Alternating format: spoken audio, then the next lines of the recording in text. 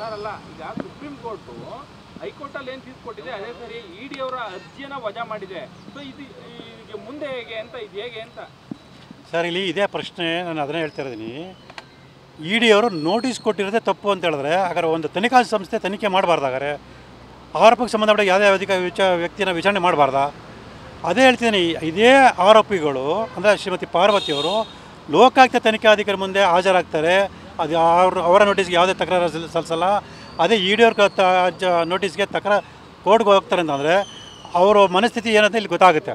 ಅಂದರೆ ಲೋಕಾಯುಕ್ತ ಅಧಿಕಾರಿಗಳ ಜೊತೆ ಅವ್ರು ಆಗಲೇ ಮಾತುಕತೆ ಆಡಿ ಏನು ಮಾಡಬೇಕು ಅಂತಿಮ ವರದಿನ ತೀರ್ಮಾನ ಮಾಡಿಕೊಂಡು ಹಾಗಾಗಿ ಯಾವುದೇ ರೀತಿ ತಕರಾರು ಸಲ್ಲಿಸದೆ ಅವ್ರ ನೋಟಿಸ್ಗೆ ಸ್ಪಂದಿಸಿ ವಿಚಾರಣೆಗೆ ಹಾಜರಾಗ್ತಾರೆ. ಅದೇ ಇಡಿ ಅಧಿಕಾರಿಗಳ ನೋಟಿಸ್ ಕೊಟ್ಟರೆ ಕೋರ್ಟ್ಗೆ ಹೋಗಿ ಪ್ರಶ್ನೆ ಮಾಡ್ತಾರೆ. ಸೊ ಇಲ್ಲೇ ಗೊತ್ತಾಗುತ್ತೆ ಆರೋಪಿಗಳ ಮನಸ್ಥಿತಿ ಹೇಗಿದೆ, ಅವರು ಯಾವ ರೀತಿ ತನಿಖಾ ಸಂಸ್ಥೆಗಳ ಮೇಲೆ ಪ್ರಭಾವನ ಬೀರ್ತಾರೆ ಮತ್ತು ತಪ್ಪಿಸ್ಕೊಳ್ಳೋಂಥ ಪ್ರಯತ್ನವನ್ನು ಮಾಡ್ತಾರೆ ಅನ್ನೋದು ಇಲ್ಲಿ ಇಡೀ ರಾಜ್ಯ ಗಮನಿಸ್ತಾ ಇದೆ. ಮುಂದಿನ ದಿನ ಗೊತ್ತಾಗುತ್ತೆ ಇವರಿಗೆ ಯಾವ ರೀತಿ ಶಿಕ್ಷೆ ಆಗುತ್ತೆ ಅನ್ನೋದು. ಈ ಬಗ್ಗೆ ನ್ಯಾಯಾಲಯದ ಗಮನಕ್ಕೆ ತರ್ತೀರಾ ಈ ವಿಚಾರ? ಸರ್ ಖಂಡಿತವಲ್ಲ ಸರ್. ಕಾನೂನಾತ್ಮಕ ಏನು ಮಾಡಬೇಕು ಅದನ್ನು ನಾನು ನಿರಂತರ ಮಾಡ್ತೀನಿ. ಮಾನ್ಯ ನ್ಯಾಯಾಲಯಕ್ಕೆ ಏನು ಇವರು ಆರೋಪ ಮಾಡೋ ಅವೆಲ್ಲ ಗಮನಕ್ಕೆ ತಂದು ಅವ್ರು ಶಿಕ್ಷೆ ಕೊಡಿಸೋದು ಪ್ರಯತ್ನ ನಿರಂತರವಾಗಿ ನಡೆಯುತ್ತೆ. ಯಾವುದೇ ಕಾರಣಕ್ಕೂ ನಿಲ್ಲೋದಿಲ್ಲ. ತಮ್ಮ ಹೋರಾಟಕ್ಕೆ ಇದು ಹಿನ್ನಡೆ ಅಂತ ಅನಿಸುತ್ತೆ ಸರ್? ಖಂಡಿತ ಅಲ್ಲ ಸರ್. ಇಡೀ ರಾಜ್ಯದ ಅಂದರೆ ದೇಶದ ಜನತೆಗೆ ಆರೋಪಿಗಳ ಮನಸ್ಥಿತಿ ಏನಾದರೂ ಗೊತ್ತಾಗುತ್ತೆ ಹೊರತು ನನಗೆ ಇನ್ನಷ್ಟು ಬಲ ಸಿಗುತ್ತೆ. ಯಾಕೆ ಅಂತೇಳಿದ್ರೆ ಸ್ನೇಹ ಕೃಷ್ಣನ ಹತ್ರ ಸಾಕಷ್ಟು ಸಾಕ್ಷ್ಯಗಳಿದೆ. ವಿಚಾರಣೆಗೆ ಹಾಜರಾದರೆ ಆ ಸಾಕ್ಷ್ಯಗಳು ಇಟ್ಕೊಂಡು ಪ್ರಶ್ನೆ ಕೇಳಿದ್ರೆ ತಾವು ಅಪರಾಧ ಕೃತ್ಯ ಮಾಡೋದು ಗೊತ್ತಾಗುತ್ತೆ ಅನ್ನೋ ಕಾರಣಕ್ಕೆ ಅವರು ತನಿಖಾಧಿಕಾರಿ ಮುಂದೆ ಹಾಜರಾಗೋಕ್ಕೆ ಹಿಂಜರಿತಾ ಇದ್ದಾರಂಥ ಜನಕ್ಕೆ ಗೊತ್ತಾಗ್ತಿದೆ ಅಷ್ಟೇ ಹೊರತು ಇಲ್ಲಿ ಆರೋಪ ಸುಳ್ಳು ಅನ್ನೋದು ಜನಕ್ಕೆ ಗೊತ್ತಾಗ್ತಿಲ್ಲ. ಎಲ್ಲ ಜನತೆಗೆ ಗೊತ್ತಿದೆ. ಆರೋಪಗಳ ಸಂಬಂಧಪಟ್ಟಾಗೆ ಎಲ್ಲ ದಾಖಲಾತಿಗಳು ಸ್ನೇಹ ಕೃಷ್ಣ ಇದೆ ಅನ್ನೋದು ಆರೋಪಿಗಳು ಉದ್ದೇಶಪೂರ್ವಕವಾಗಿ ತಪ್ಪಿಸ್ಕೊಳ್ಳೋ ಪ್ರಯತ್ನ ಮಾಡ್ತಿರೋದು ಇಡೀ ದೇಶಕ್ಕೆ ಈ ಒಂದು ವಿಚಾರಗಳನ್ನ ಗೊತ್ತಾಗ್ತಿದೆ ಅಂತ ನನ್ನ ಅನಿಸಿಕೆ. ಸರ್ ಅಲ್ಲ, ಈಗ ಸುಪ್ರೀಂ ಕೋರ್ಟು ಹೈಕೋರ್ಟಲ್ಲಿ ಏನು ತೀರ್ಪುಕೊಟ್ಟಿದೆ ಅದೇ ಸರಿ ಇಡಿ ಅವರ ಅರ್ಜಿಯನ್ನು ವಜಾ ಮಾಡಿದೆ. ಸೊ ಇದು ಮುಂದೆ ಹೇಗೆ ಅಂತ, ಇದು ಹೇಗೆ ಅಂತ ಸರ್ ಇಲ್ಲಿ ಇದೇ ಪ್ರಶ್ನೆ ನಾನು ಅದನ್ನೇ ಹೇಳ್ತಾ ಇದ್ದೀನಿ. ಇಡಿ ಅವರು ನೋಟಿಸ್ ಕೊಟ್ಟಿರೋದೇ ತಪ್ಪು ಅಂತ ಹೇಳಿದ್ರೆ ಹಾಗಾದ್ರೆ ಒಂದು ತನಿಖಾ ಸಂಸ್ಥೆ ತನಿಖೆ ಮಾಡಬಾರ್ದಾಗಾರೆ ಆರೋಪಕ್ಕೆ ಸಂಬಂಧಪಟ್ಟ ಯಾವುದೇ ವ್ಯಕ್ತಿನ ವಿಚಾರಣೆ ಮಾಡಬಾರ್ದಾ? ಅದೇ ಹೇಳ್ತಿದ್ದೀನಿ. ಇದೇ ಆರೋಪಿಗಳು ಅಂದರೆ ಶ್ರೀಮತಿ ಪಾರ್ವತಿಯವರು ಲೋಕಾಯುಕ್ತ ತನಿಖಾಧಿಕಾರಿ ಮುಂದೆ ಹಾಜರಾಗ್ತಾರೆ. ಅದು ಅವರ ನೋಟಿಸ್ಗೆ ಯಾವುದೇ ತಕರಾರು ಸಲ್ಲಿಸಲ್ಲ.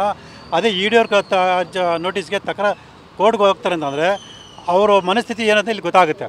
ಅಂದರೆ ಲೋಕಾಯುಕ್ತ ಅಧಿಕಾರಿಗಳ ಜೊತೆ ಅವ್ರು ಆಗಲೇ ಮಾತುಕತೆ ಆಡಿ ಏನು ಮಾಡಬೇಕು ಅಂತಿಮ ವರದಿನ ತೀರ್ಮಾನ ಮಾಡಿಕೊಂಡು ಹಾಗಾಗಿ ಯಾವುದೇ ರೀತಿ ತಕರಾರು ಸಲ್ಲಿಸದೆ ಅವ್ರ ನೋಟಿಸ್ಗೆ ಸ್ಪಂದಿಸಿ ವಿಚಾರಣೆಗೆ ಹಾಜರಾಗ್ತಾರೆ. ಅದೇ ಇಡಿ ಅಧಿಕಾರಿಗಳ ನೋಟಿಸ್ ಕೊಟ್ಟರೆ ಕೋರ್ಟ್ಗೆ ಹೋಗಿ ಪ್ರಶ್ನೆ ಮಾಡ್ತಾರೆ.